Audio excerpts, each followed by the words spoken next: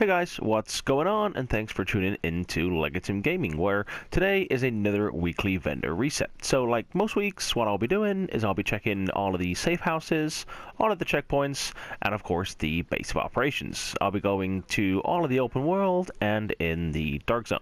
So, like most weeks, again, what I will do is put all of the descriptions for the best weapons, gear, and mods into the description just below, and timestamps are included just to make it a little easier for you guys so you don't have to sift through all of what I've been doing. Alright, so let's make a start. At the special equipment vendor this week, there's like 2 or 3 things I want to show you. However, again, just before I do get into it, I do just want to make it a little bit clear here that, Phoenix credits are a little hard to come by, so unless you're kind of farming, kind of like day in, day out, they are hard to come by. Now, they actually can be quite expensive, so, up top, we're looking at spending kind of like 1,300 credits, and gear does drop quite frequently. So, just be careful, and if you, really need the piece of equipment, or weapon, or mod, just be careful right here. So I won't go through every piece. However, 2 or 3 pieces I think you may find slightly reasonable. Now, let's make a start here and go for the Firecrest vest. So we're looking here at 1926 armor, which is a really good roll of armor.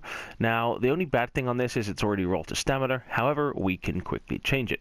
Now, it does have exotic damage resilience at 9%. Skill haste at 7, and ammo at 50. So a pretty reasonable Firecrest vest. My recommendation here will be to swap out the stamina and put it into electronics.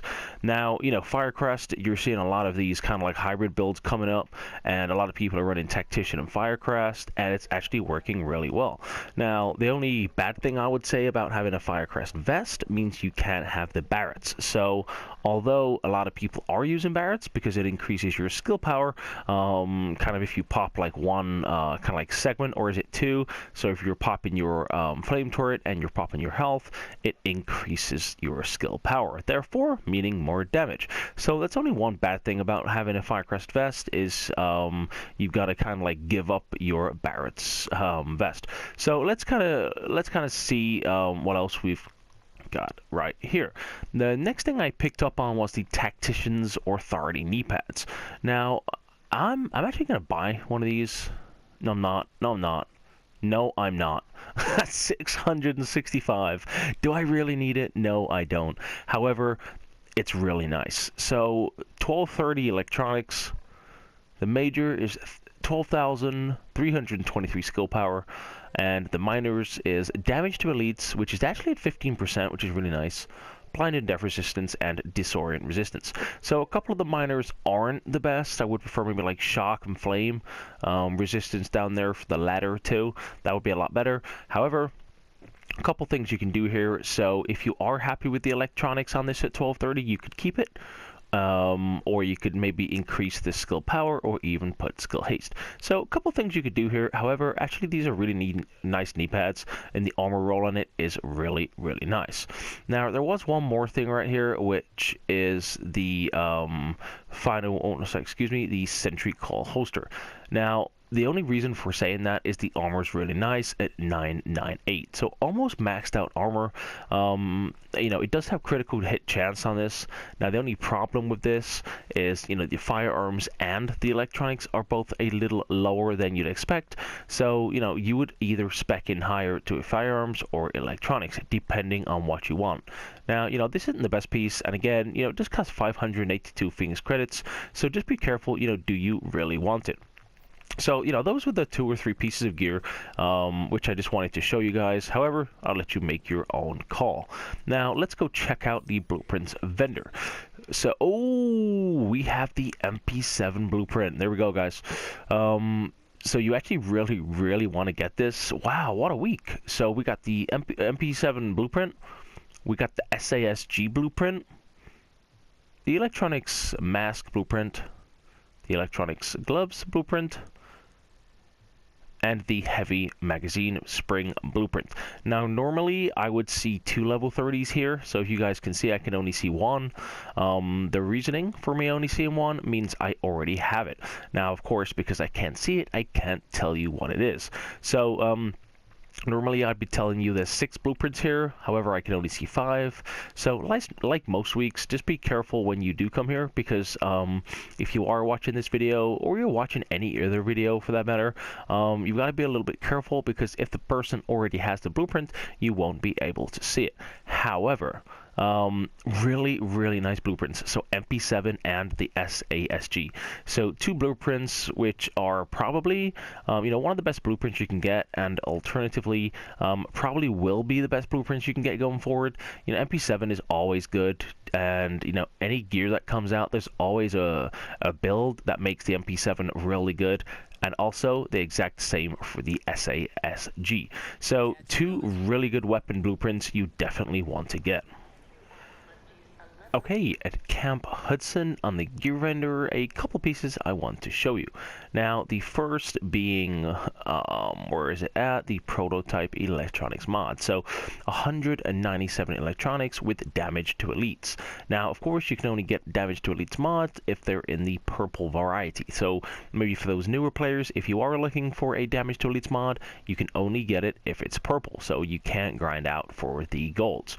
So, 197, so you're not the best because it's below 200. However, if you guys really do want damage to elites mod, and it's quite good that it's in electronics, then please feel free to get it. Of course, the next kind of global assault is coming up, so everyone wants to get ready for the farming aspect of it. In addition, there is a prototype Firearms mod, 251 with 3% skill haste. At the Wolf's Den Safe House, they have a pretty nice extended mag, which has 120% magazine size, 3% critical hit chance, and 5.10% rate of fire. At the Southpaw Safe House, they've got a couple things I want to show you. So the first being the Rapid Vest. Now the armor is a really nice roll at 1940.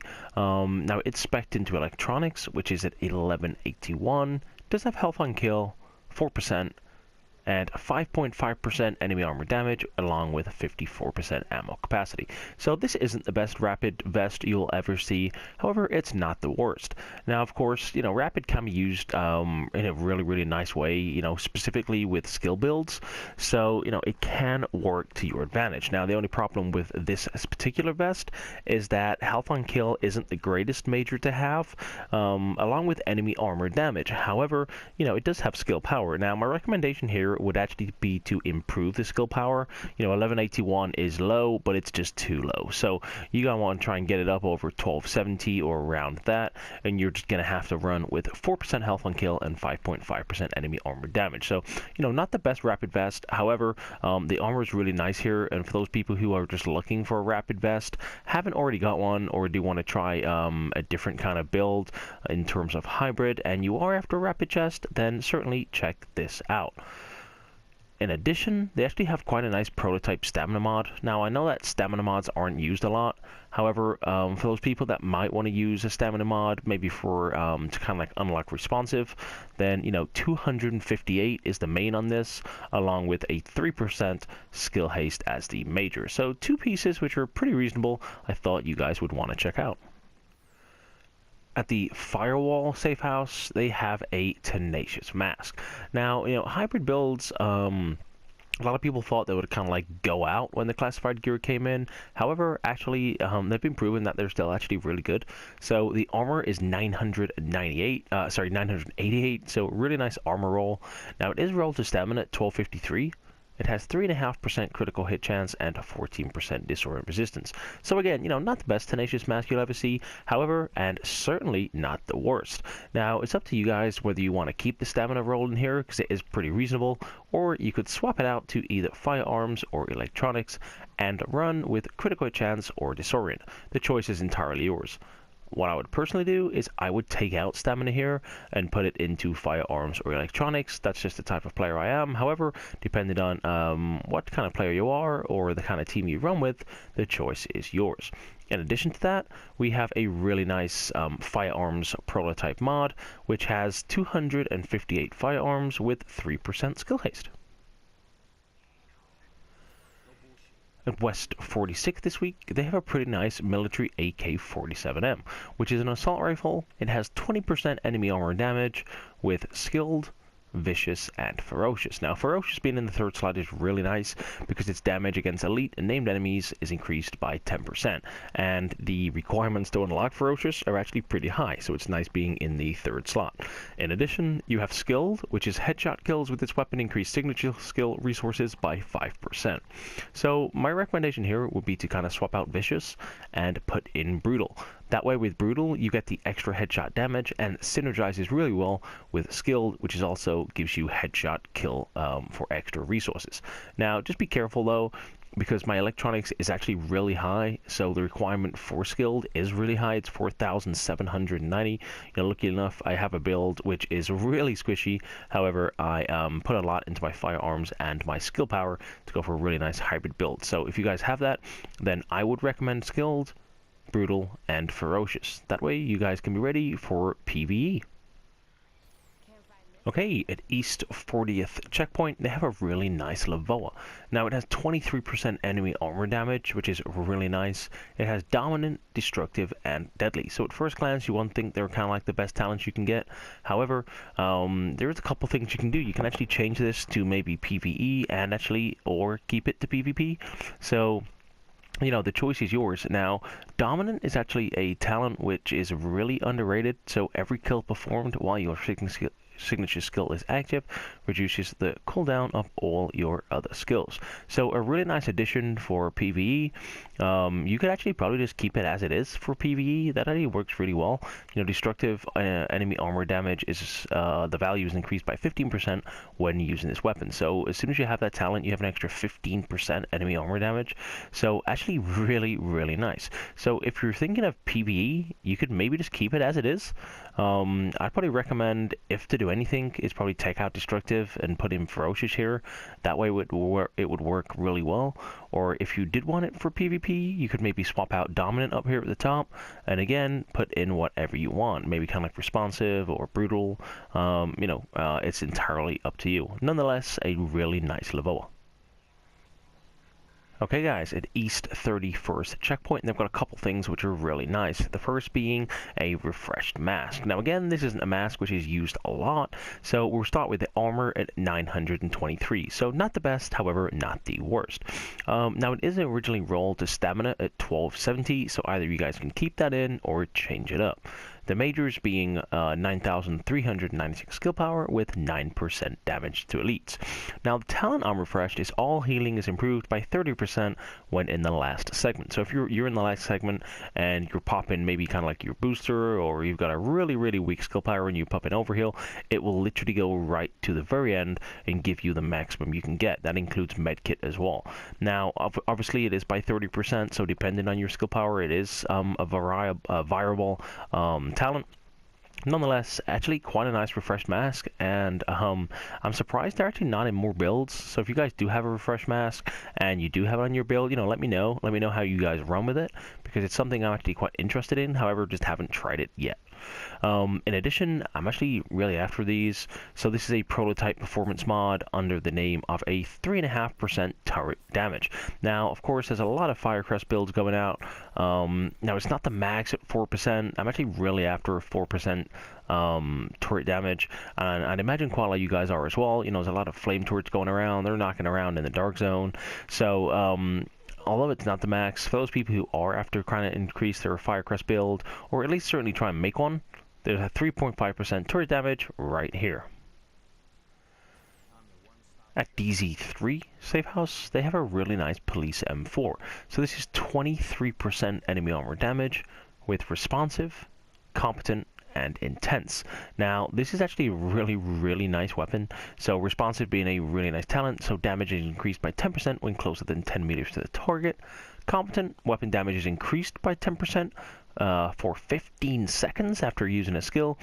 And then, of course, Intense, my recommendation is to swap out Intense and have Adept here. Now, Adept is my personal favorite. However, depending on how you guys play or the team you're in, it's entirely up to you. Brutal would work really well here. And then that way, all in all, if you put Brutal in, you're going to get, like, what's that? Like 35% kind of damage. So, it's entirely up to you. However, nonetheless, a really nice M4. Now, a lot of people, use lightweight M4. Now, I believe, you guys can correct me if I'm wrong, the only difference between a lightweight M4 and the police M4 is to do with the stability. One's horizontal and one's vertical. So it's entirely up to you which one you use. However, no space. It's actually a really nice police M4. So I'm actually going to be getting one of these. Certainly check it out. Okay guys, and we're at DZ9 Safe House, which is the last stop of the weekly vendor reset.